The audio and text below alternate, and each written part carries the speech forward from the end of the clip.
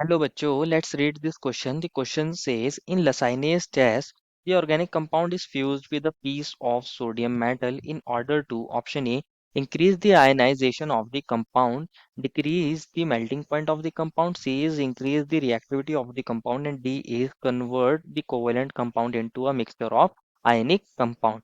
बच्चे इस क्वेश्चन में हमें चार स्टेटमेंट दी गई हैं और हमें बताना है कि हम लसाइनेस टेस्ट के अंदर ऑर्गेनिक कंपाउंड को सोडियम मेटल के साथ फ्यूज क्यों करते हैं और उन चार स्टेटमेंट्स में से बताना है कौन सी स्टेटमेंट हमारी करेक्ट होगी।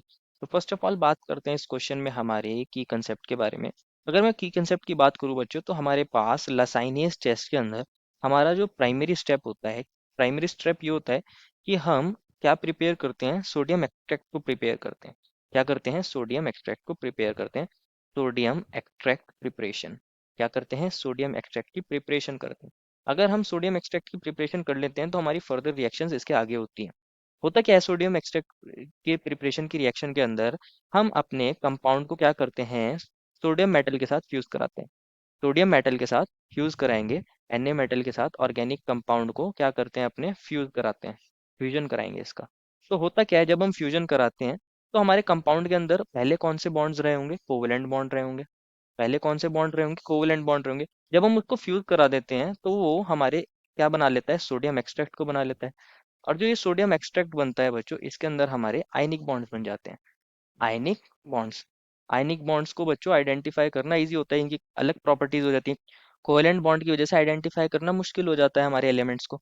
तो अगर हमारे कंपाउंड के अंदर बच्चों कार्बन और नाइट्रोजन होते हैं तो ये बना लेते हैं बच्चों sodium cyanide, that is Na positive and Cn negative.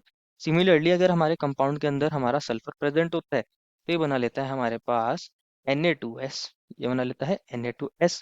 और अगर हमारे पास हेलोजेंस प्रेजेंट होंगे तो हेलोजेंस को मैं कैसे लिख सकता हूँ, एक्स की तरह दिखा सकता हूँ। तो ये बना लेगा हमारे पास NaX, Na positive X negative.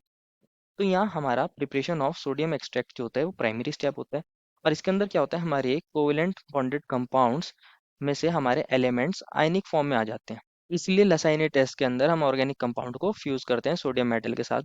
तो स्टेटमेंट एट में बोला था कि increasing the ionization of the compound, बच्चों ये स्टेटमेंट गलत हो जाएगी क्योंकि पहले हमारा कंपाउंड कैसा होता है, कोवेलेंट होता है और बाद में उसका आयनाइजेशन करते हैं। पहले उसको कन्वर्ट करते हैं हम कोवेलेंट से आयनिक फॉर्म में, सिंपली आयनाइजेशन को बढ़ाते नहीं है। तो स्टेटमेंट एक गलत हो जाएगी।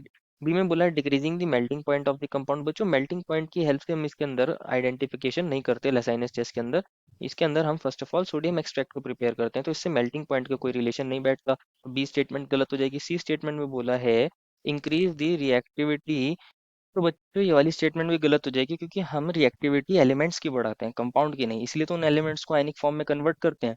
तो हमारी जो ऑप्शन नंबर डी में स्टेटमेंट दी गई है, convert the covalent compound into mixture of ionic compound, ये वाली बात बिल्कुल सही है कि हम कोवेलेंट कंपाउंड से आयनिक कंपाउंड बना लेते हैं और उसका आइडेंटिफिकेशन उसकी वजह से ईजी हो जाता है। Therefore final answer is option number D. I hope you understood it well and best of luck.